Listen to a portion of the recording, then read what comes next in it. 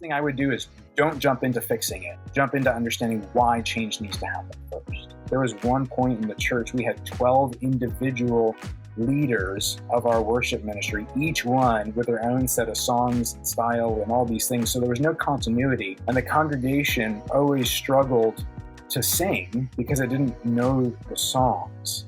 So we needed to come up with a way to help the people we still had who were great and wanted to serve and wanted to help people sing but didn't know how, because we didn't give them the tools, to reframe the way we even thought about music ministry. We need to figure out how we point to Christ through music. And our goal isn't perfection in everything, which is a weight that none of us can bear. We want to do excellent, but trying to be perfect in all of these aspects actually will inhibit us from fully pointing to Christ because our attention's there on perfection rather than Jesus. Yeah. But it's been really pivotal because we set this thing and knew our goal. Now, all of these other really excellent things are happening around it because there's the time and the energy to focus on that. We're not constantly learning new lyrics, so now we can work on instrumentation. Our sound guys, because they're not constantly having to adapt to different songs they haven't heard before, can work on the vocals of the songs that they know. And that's been probably the best thing for me to see, is all of my volunteers, all of them have started to take ownership. Keith Young, welcome to the Churchfront Worship and Tech podcast. Hey, great to be here. Keith, thanks for being on today. I know we've gotten to know each other really well over the past year as you've been in the Accelerator program in worship ministry school. But for our listeners who are new to you, why don't you just take a brief minute and introduce yourself? Tell our listeners who you are, what you do, what you're up to these days. Sure. I am Keith Young. I am the preaching pastor and only pastor at Watertown Community Church in Watertown, Wisconsin. The church is about 50 people right now. We've been coming through a revitalization that started before COVID, has continued through, and now I think we're out of that season, and we're starting to see God do a lot of really exciting things in the congregation and our community, and we're very much looking forward to this next season of life and ministry. Really exciting stuff, and I know some of the little bit behind the scenes. I'm excited for the listeners to kind of hear a little bit more of your story. Why don't you tell our listeners initially, when you took over, when you came into the pastor, you said it was a revitalization, kind of project, essentially. Church was kind of in a limbo stage. And so you came in. What were some of the goals as you took over as the pastor? Not even just worship and tech related, but what were some of the ministry kind of big church goals that you were hoping to accomplish there at the church? Well, sure. When I came in, probably be a bit generous to say that I had pre-planned goals. I came into the congregation, and the former pastor had been here for 18 years. His last day was April 30th or 31st, and then mine was May 1st. So there wasn't really any transition. We spent the first year here kind of transitioning from his 18 years of leadership to mine. But what became apparent during that time is the church had used a language about itself that didn't necessarily reflect the practice of the church. Not that it was wrong or the former pastor did something wrong. We were just very different people with very different philosophies of ministry. We thought we had a shared language, but what we found was that we actually meant two different things when we talked about the same words. So the former pastor did a really good job over the course of that year, helping empower me as the new leader, staying on the transition, everything. And then when he stepped out of membership, which was his plan all along, retiring from ministry and trying to find somewhere else, a lot of the people here realized that they were here just because of him. He was a very wonderful man, big personality, a very likable guy. And so the church then went in and to a steep decline. And it had already been declining numerically for about 10 years. And that put us to about 2019, summer of 2019. So we had about 6 months where we were laying a groundwork, and we really realized the scope of the work. I knew that my initial task was to change the mindset, change the culture of the ministry in the congregation. And so we just started at the basics, laying a solid gospel foundation. And it wasn't necessarily that they were missing that, but we wanted to start from a common understanding, them gaining trust of me. And we mostly did that through preaching and through our Sunday school classes, looking at major doctrines in the Christian faith and developing a shared understanding of these things, a foundation that we could stand upon. Well, after about 6 months, I did that initially coming into the church. And then about 6 months after the former pastor left, we had COVID hit, and that was, well, everybody know what that was like.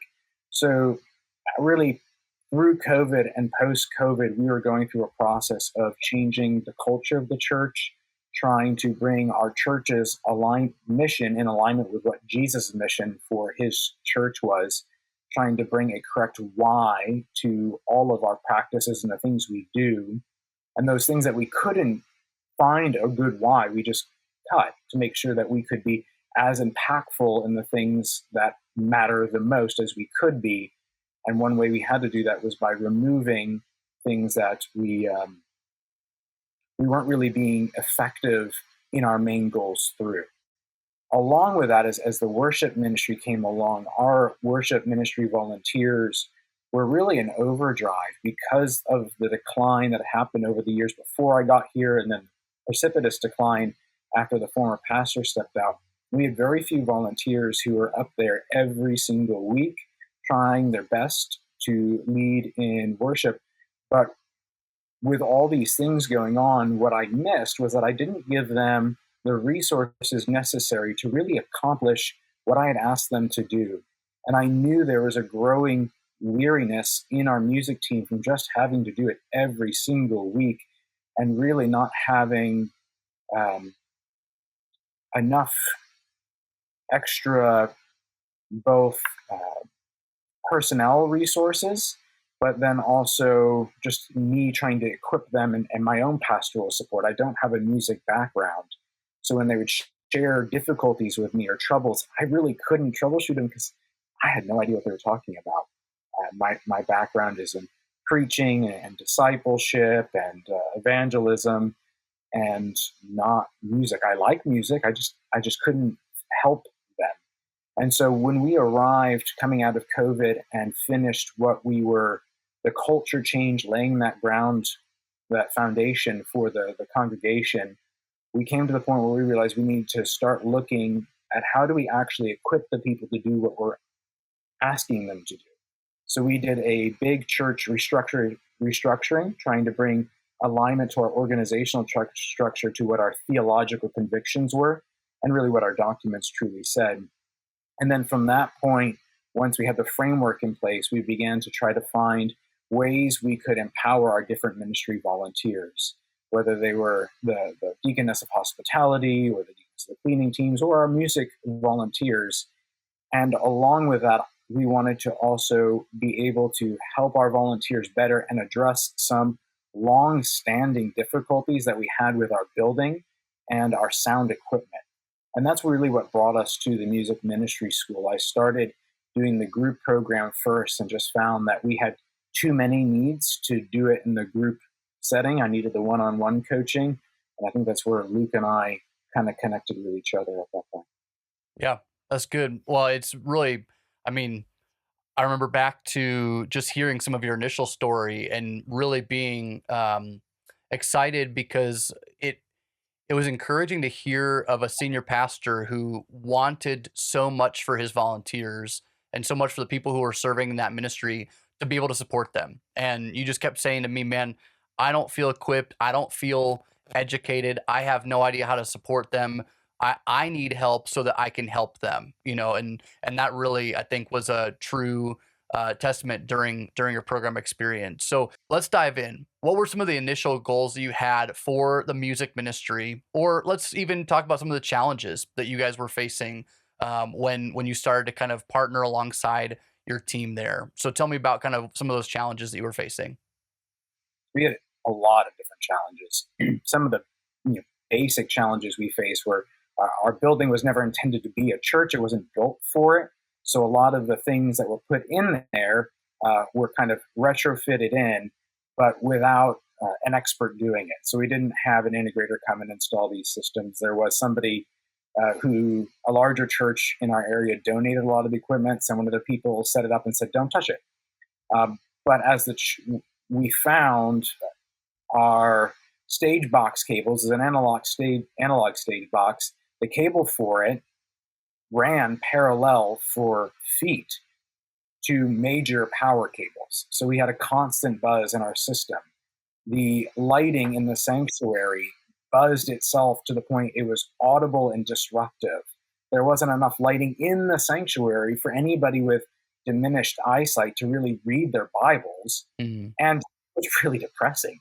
It was just a depressing space to be in, and we all knew it. We just didn't know how to fix that. We knew our equipment was degrading. We were having a number of intermittency issues and things where we knew it was kind of, well, it's 25 years old. We probably need to fix this stuff. But we had no idea how. So we didn't even really know how that soundboard worked. The instruction was don't touch it. So we played with the fader knobs, and that was about it. Our monitors didn't work, our floor monitors, so we didn't know how to actually route sound to them because nobody knew how the system was set up. So that was just the building. And then when we restructured the way our music ministry worked, there was one point in the church, we had 12 individual leaders of our worship ministry, each one with their own set of songs and style and all these things. So there was no continuity. And the congregation always struggled to sing because it didn't know the songs.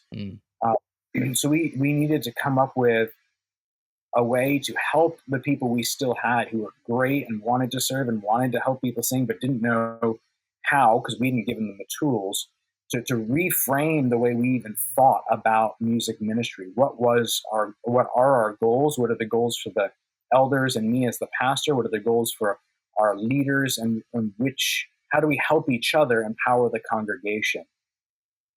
We knew we wanted to do that. We also had no idea how to do any of that. Yep. So that's really what brought us to you guys in the beginning, a litany of problems, a vague idea of where we wanted to get to in the end, and no clue how to actually arrive at that point.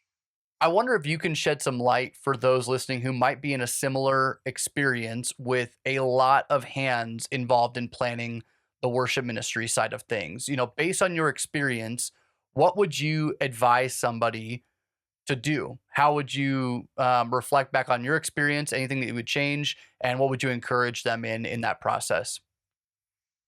I think the first thing I would do would say, don't do what I did first. So the first thing I did is I saw an organizational mess, and I tried to streamline it and develop processes that would have been good processes, but I jumped immediately into the how. How are we going to fix this problem? I knew where we wanted to get, so I got to solutions. And what I didn't do was help the people I was trying to serve and care for understand the why. So I brought a lot of change really, really quickly without taking the time to make sure they deeply understood why any of this change was necessary. And the result was, well, a huge mess. And you helped me kind of start to untangle that. The end result of what, after you and I talked, was to dial it back. We undid some of those changes. We took our really overworked volunteers and said, hey, go on sabbatical.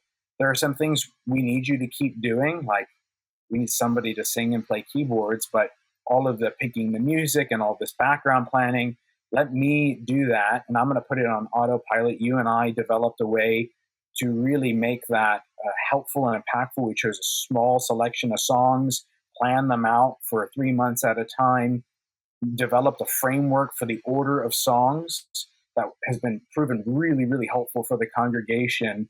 And so it didn't put a ton of work on me, but you showed me how to help automate some of those processes and pre-plan a lot of it. So it wasn't so much each week, it was a lot of planning in one time, but then that freed me for the rest of the next 3 months to focus on other things. While our volunteers, we had the time to put them through the different courses you guys offer. We selected specific courses. We had a book. We've had some discussions on it, really slowly giving them time to process the why and introducing more voices than simply myself. And I think that was absolutely critical to helping our people think about worship ministry different and to understand what the biblical goals we have are for worship ministry, and then also the helping them understand some of the things they just didn't want to do. Uh, Helping them understand really from a pastoral standpoint, what are some of the things I'd like to accomplish? And they're like, well, that's great. You should do that, but I definitely don't want to do that. I don't want that kind of responsibility.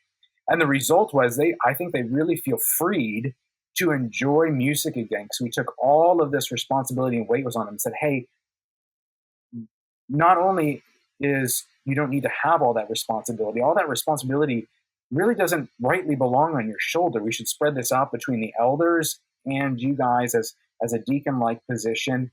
And because we have different giftings, we're helping you lean into your gifting, you're helping us lean into our gifting, and the end result is the congregation's better served.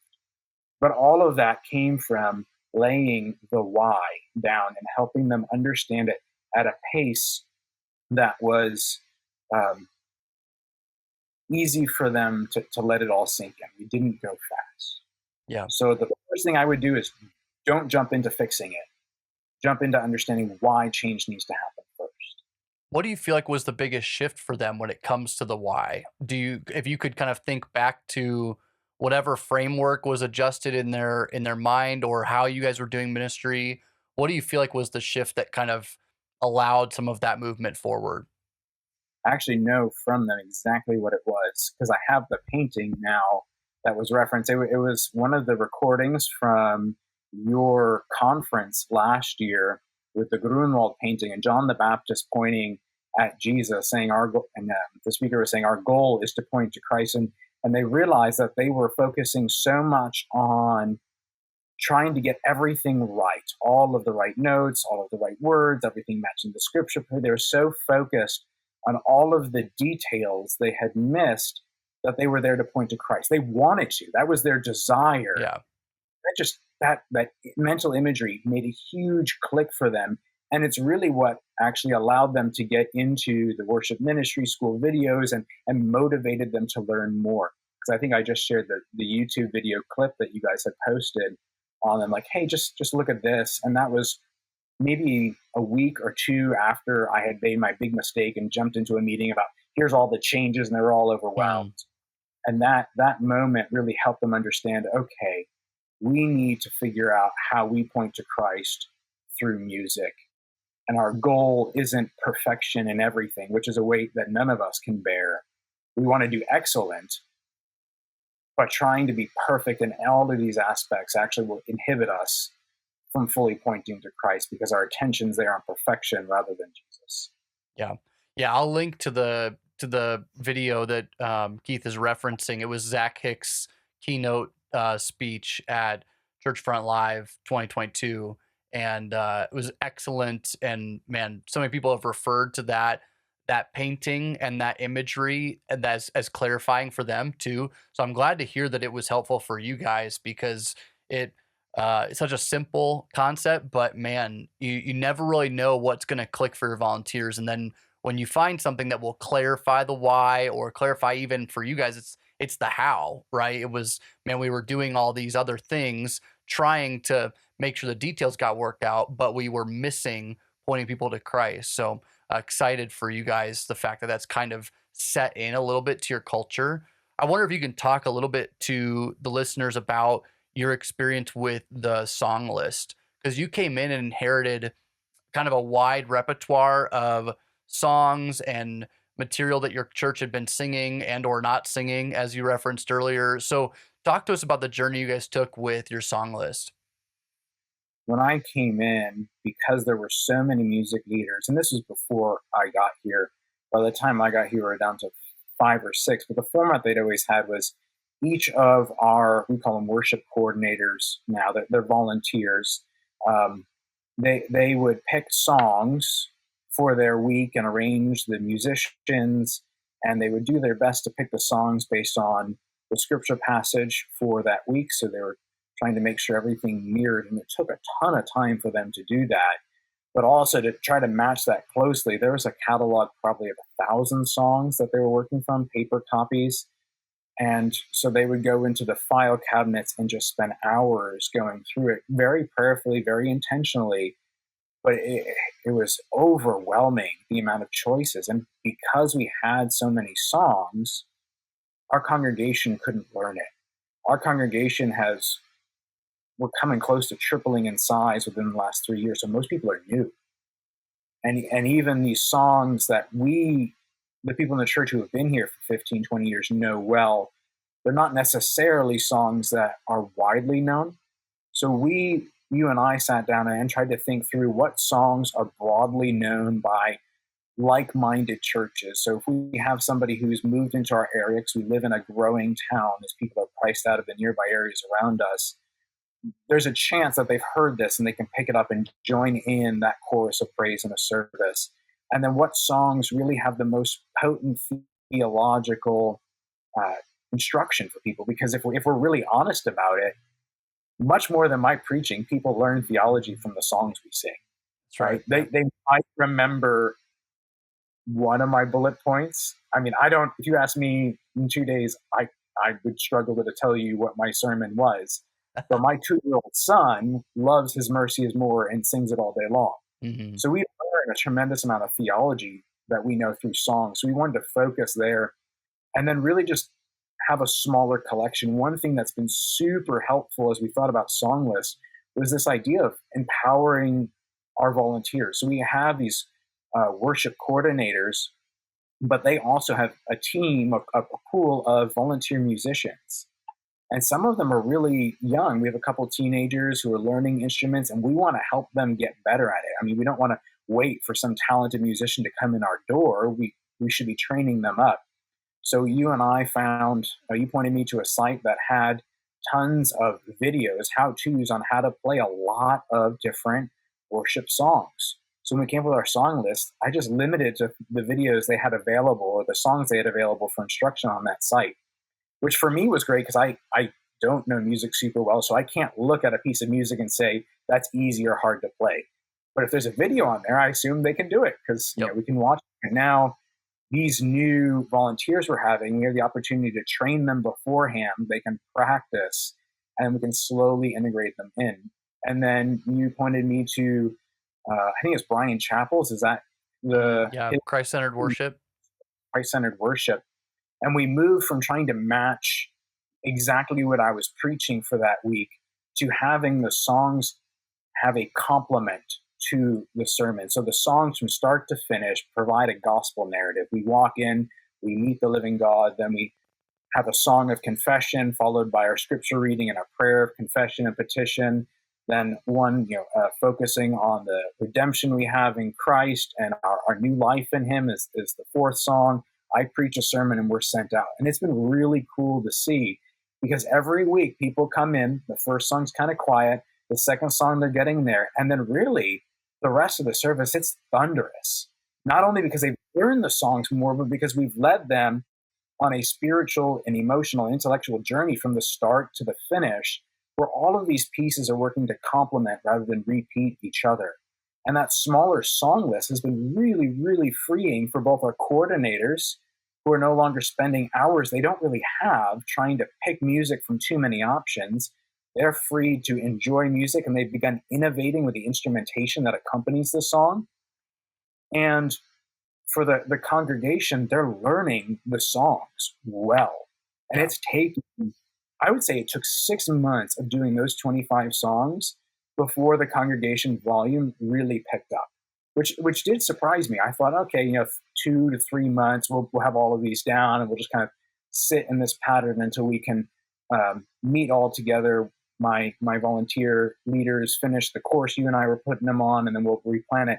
But really, it took a lot longer than that. And there's still songs within that 25 that the congregation's still learning. Yeah. But it's been really pivotal because we set this thing and knew our goal. Now, all of these other really excellent things are happening around it because there's the time and the energy to focus on that. We're not constantly learning new lyrics, so now we can work on instrumentation. Our sound guys, because they're not constantly having to adapt to different songs they haven't heard before, can work on the vocals of the songs that they know. Okay, when this singer sings this song, they tend to go up. How do we sit there and flatten out the high frequency so it's not as sharp? And they get to do these things. But that repetition has been key to our success. And really, I mean, 25 to me still sounds like very few, but Hmm. nobody's bored at all. Yeah, isn't that ironic that we as leaders, we feel, and I say this on repeat on coaching calls when we talk about shrinking repertoire and or a song list, is that you're the only one who's going to notice. You and your worship leader are the only one who's going to notice the redundancy or the repetition of how often you do those songs. Your church attending 1 or 2 times a month, especially in the summer months specifically, but then you've got fall and sports and holidays and long weekends that families take advantage of, which is great, but they're only hearing those songs once or twice a month. And so the repetition is so good to kind of seep into our hearts as congregation members. And I want to just speak to one thing that you said about that. The book that you reference is called Christ Centered Worship by Brian Chappell, and you're right, it really does. It kind of teaches supplemental material as opposed to saying, okay, what's the pastor's sermon going to be about? Let's make all of our songs about that one topic or takeaway or theme. Brian Chappell kind of teaches and looks back at church history regarding how services were structured, from kind of the early church all the way to the reformers and things of that nature. So you look back at like the early church when they would just retell the story of the Israelites being delivered from slavery, and then Jesus dying on the cross and paying the price for their sins, and now the church is sent out in the world on mission to share the gospel with anybody they might encounter.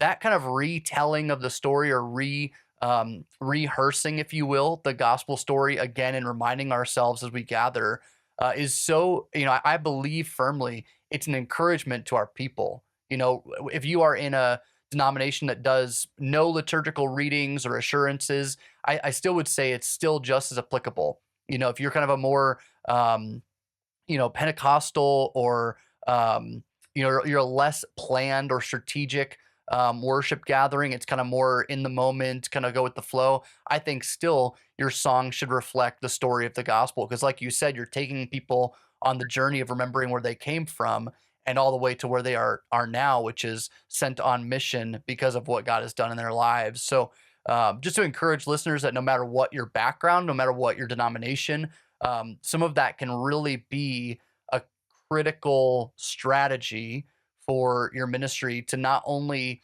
simplify what your leaders are doing, but increase the engagement from the people in your seats, right? Before we continue on with the video, I want to tell you about our sponsor, the Churchfront Live Conference. It's a 2-day conference with keynotes and breakout sessions on topics like worship tech, worship theology, musicianship, and leadership. It is a great way to network with other like-minded ministry leaders in the Churchfront community. The sooner you purchase your Churchfront Live tickets, the greater the discount you will get with the early bird discount code. So head on over to churchfrontlive.com, use that early bird discount code at checkout, and I look forward to seeing you at the conference. Now let's get back to the video.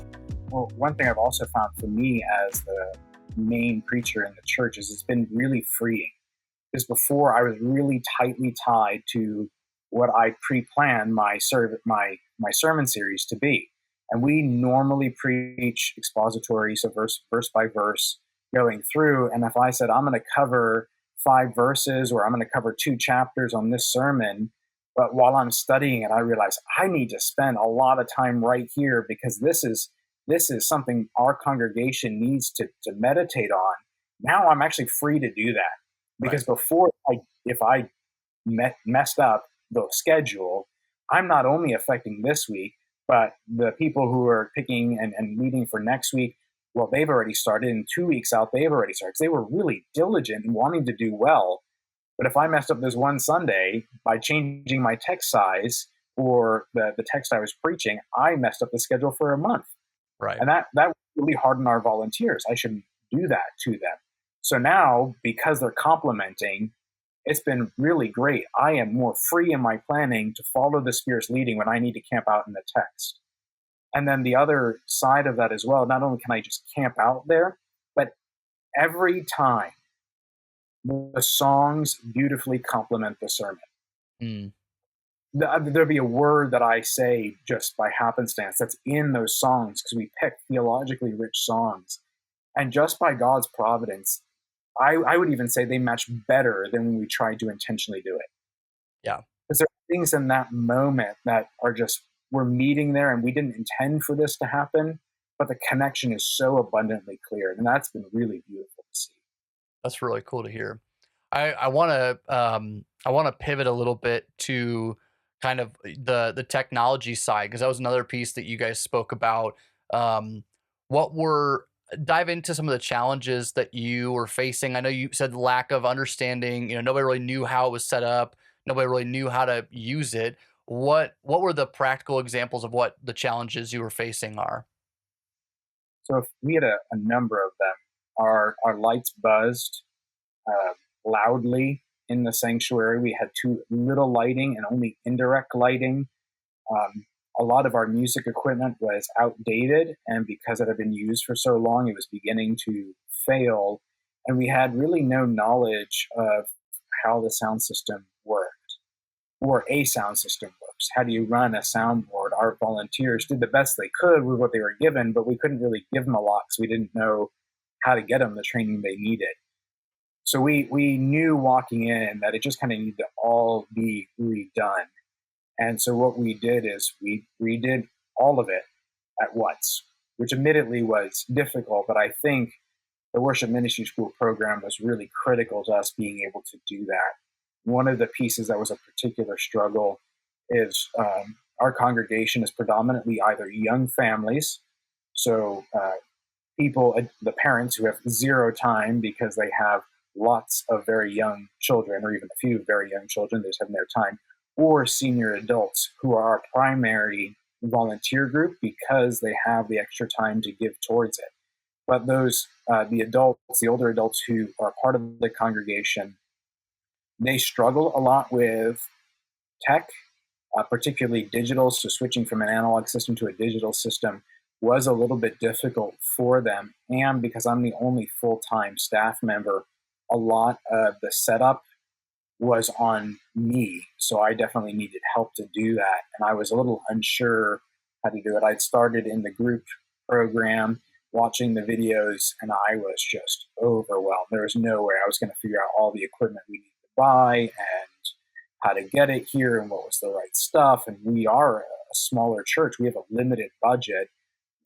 Thankfully, through the good stewardship of the previous pastor and some of the resources of the church that we were able to capitalize on, we did have a healthy budget to address the issues at hand, but we also needed to use that to fix our leaking roof and to add additional lighting in our foyer because it was too dim. And we had a number of other priorities to get the building up to date just in terms of general maintenance. So we needed all of that to work together. So really we had this massive conglomeration of issues and very little knowledge on how to actually accomplish them. Yeah, so you guys, one of the things that we right away started working through was just clarity on what you needed, what would be the best fit for your ministry context, size, needs, that would be, hopefully as least as least overwhelming as possible, for your volunteers to learn, because you are going to be learning it in efforts to then teach, and your people are going to be working through the courses. So we ended up going with an SQ5, if I remember correctly. That's right. Okay. And tell me about the process so far. How has that been going? What was your strategy in rolling it out to the team? What were some of the wins and takeaways, but also what were some of the challenges that your team saw coming into it? So far it's been going really, really well.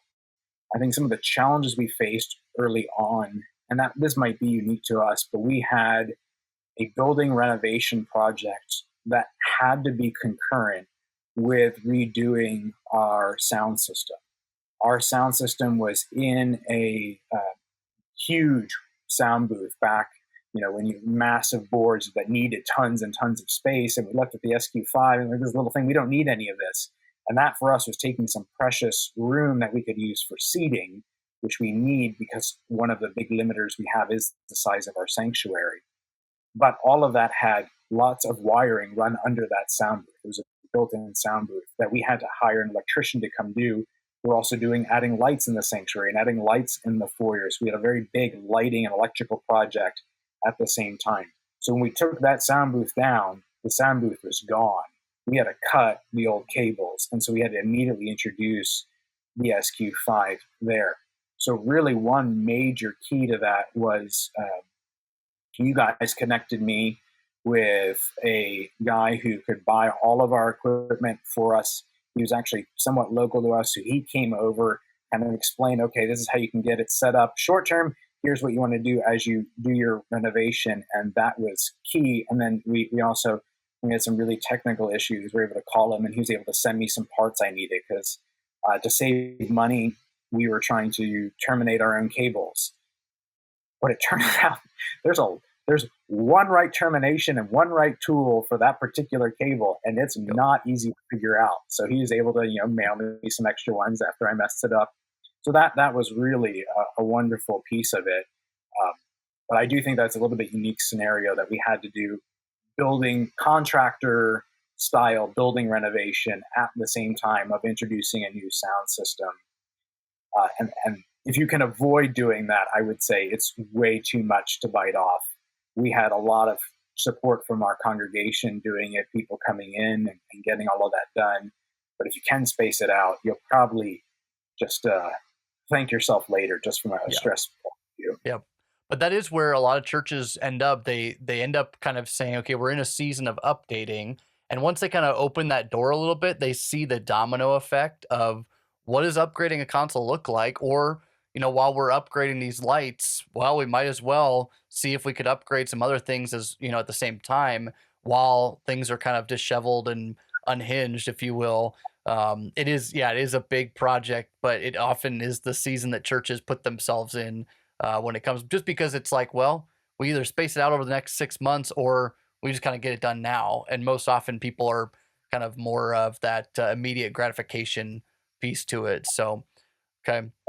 In that effort, you guys were critical because, okay, I got the soundboard plugged in, and then Adam got on there on the SQ5, put the Churchfront profile on there, got things set up. At one point I'd accidentally plugged some inputs in and output, and all this I'm trying to preach at the same time. So he was really patient and saying, hey, go look at that. What is this? Okay, remember that this goes there. And my goal was always to be able to get things set up and then hand it off. Right. Because I'm never going to have the ability to be at the soundboard learning how to mix sound. I need to be at the front of the congregation leading the service. Yep. So I knew that. But being able to, if you're going to bite off all of that at once, and if that's what's common, have a lot of people who can jump on to help you. And you guys were able to do that remotely. Yep. And that was absolutely critical. And we made some, I called you guys and, well, this is probably a silly thing, but I can't figure this out. So, all right, it's okay. Just look here. There's the setting. Flip that. Oh, okay. Thanks. Yep. And that was great to be able to call you guys or have you jump on a call. You guys remotely log in, connect to our console, and get stuff sorted out. That's been critical. So as we went through it, having that help was essential to our success. If we didn't have outside resources like you guys guiding us through the process, because really throughout the whole thing, we're checking in on calls, we're making sure things are being done in the right order. You guys were making sure that the small pieces but important things were getting done and done in the right way, so we didn't run into problems later. That was critical for us accomplishing what we needed to do. And then even after that, I think you and I worked on a couple of times the different profiles we had for our instruments, trying to get them sounding right because some of our volunteers can't come in during the week to do it. Right. So now we have a console that's really well set up, a very well designed system. We have our stage plots mapped out. Everything is labeled, very well organized. When we have an issue, it's super easy to diagnose because we know how everything's connected.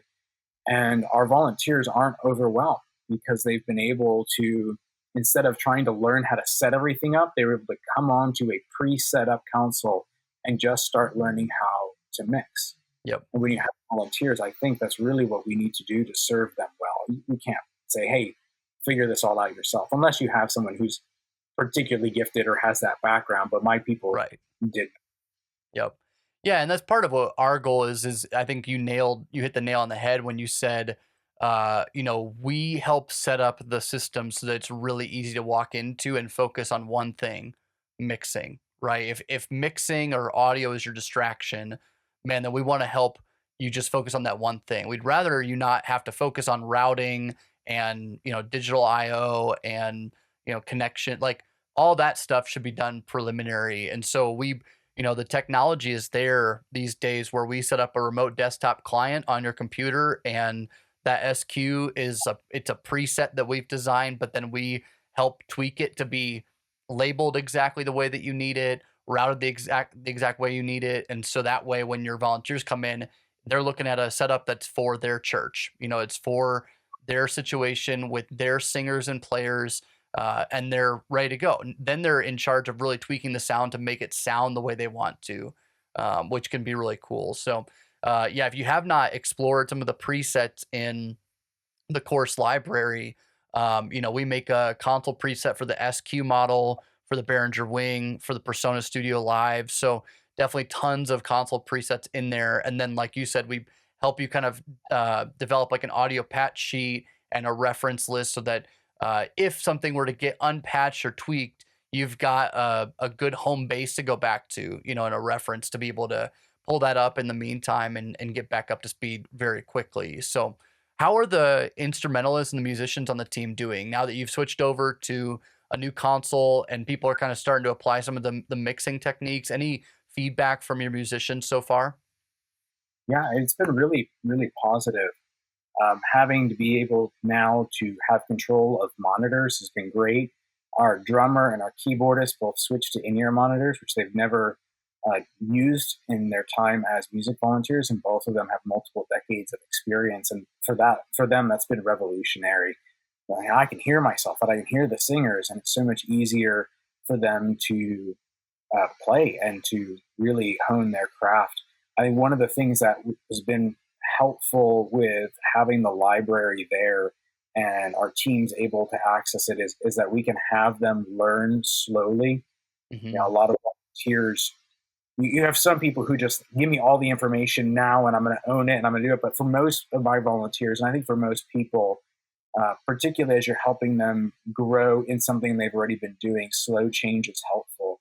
So as we went and walked through them, you helped me a lot in the beginning. It's like, well, we like the floor monitors. We don't want something in our ear that'll be weird to play. So we just gave them time. Said, okay, well, just come in and practice. And you helped us set up a way we could play back our practices through the monitor system so they could come in and play along with it. And when they tried it out, oh, this is really nice. So we took the pressure off and said, look, there's not a rush.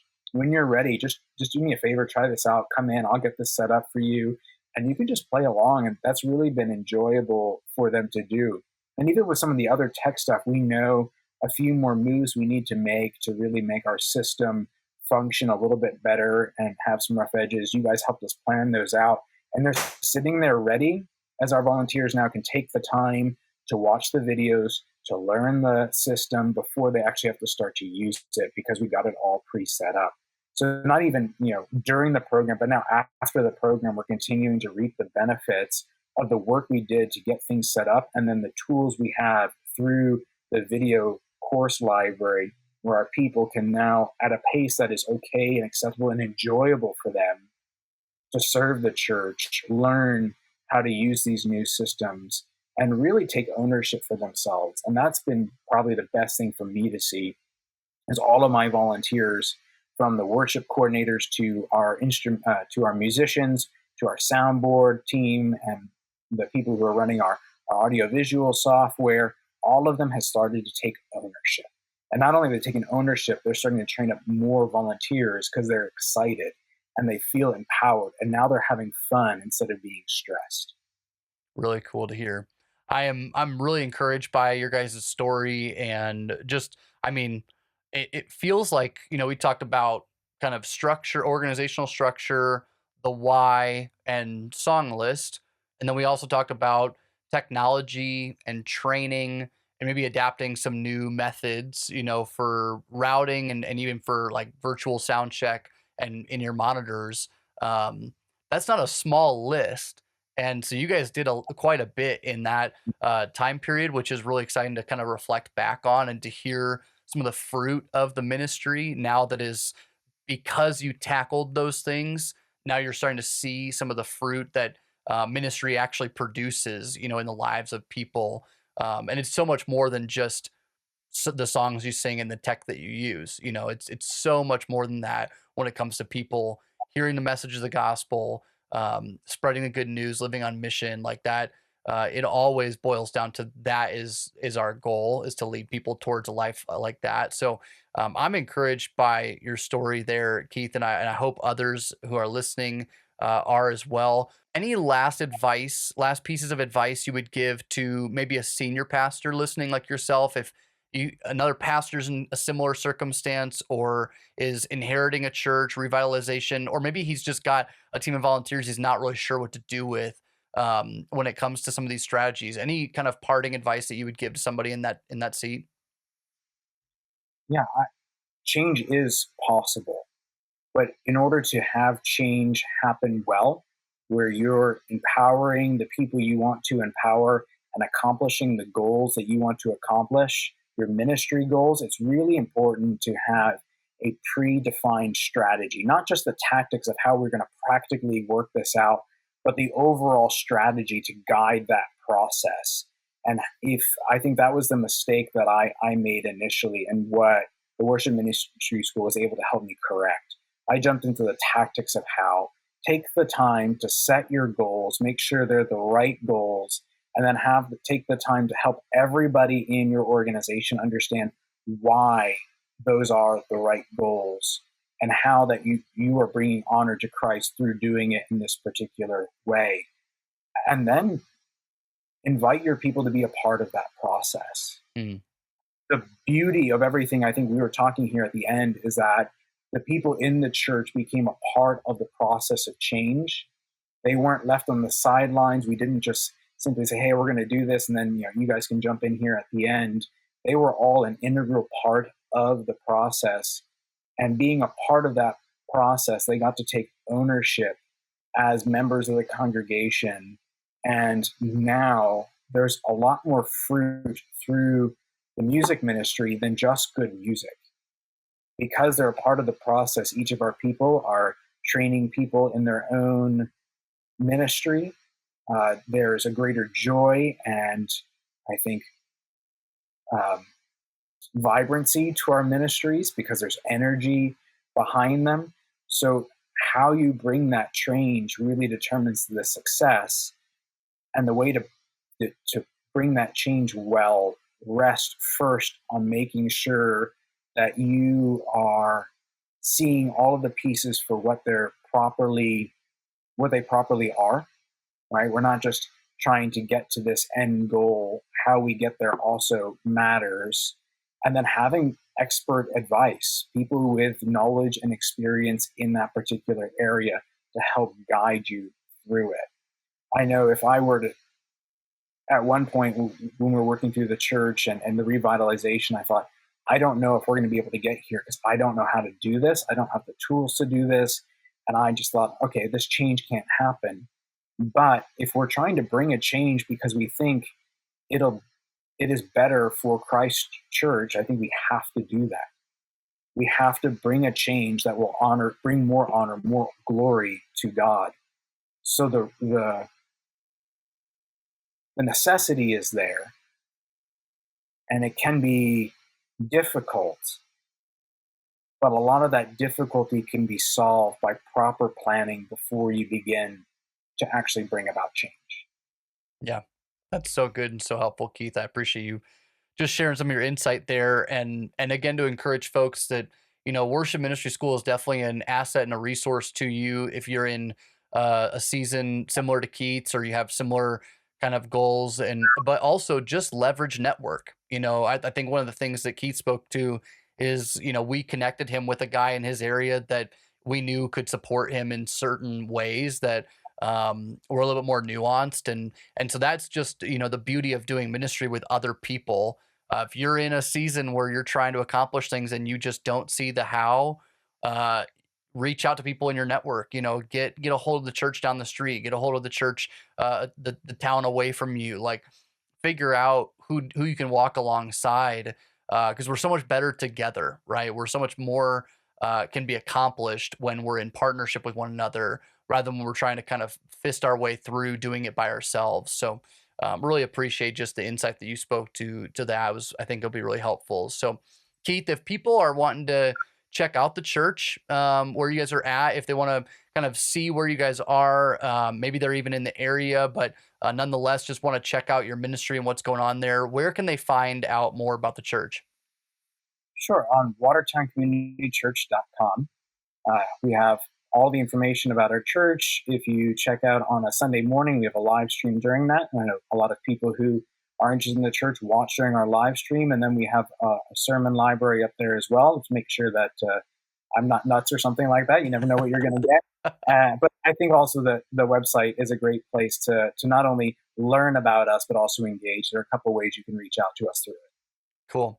Well, I appreciate you making time, Keith, for our audience and just sharing some of your stories. Man, it's been a privilege to get to know you, to journey alongside you in your ministry, and really just to see again the seeds that were planted 9 months ago when you were in the starter program, and then now you're starting to see some of the fruits of your labor through working through some of these things. And as challenging as some of those months or seasons might have been, watching what is happening right now is really a sweet moment for us, and I'm sure it's even sweeter for you guys. Yeah, it's been great. I mean, anybody who listens to this and then comes visits on a Sunday morning, you will see the fruit of everything we're talking about. It is truly wonderful to be in that room with all of those people and watch everything that's happening. I mean, just the joy even on the congregation's face as they sing songs that they've come to love, that are instructing their hearts, and together we're praising God. There is no way to describe that feeling in words. You just got to be there to experience it. But that is certainly the result of a lot of hard work and all of the time you guys and we have put in to creating that. Because you walk in, it looks simple and easy, but really we both know to accomplish something like that, a moment like that each week, takes a tremendous amount of intentionality. Well, I appreciate you making time for us today, Keith, and for just sharing some of your story with our audience. I hope it's an encouragement to those listening, and that you'll go ahead and check out the website there at Watertown Community Church. And Keith, hope to have you back again sometime to hear more about all the ministry is able to accomplish in the future. So thanks so much again for joining us today. Thanks for having me.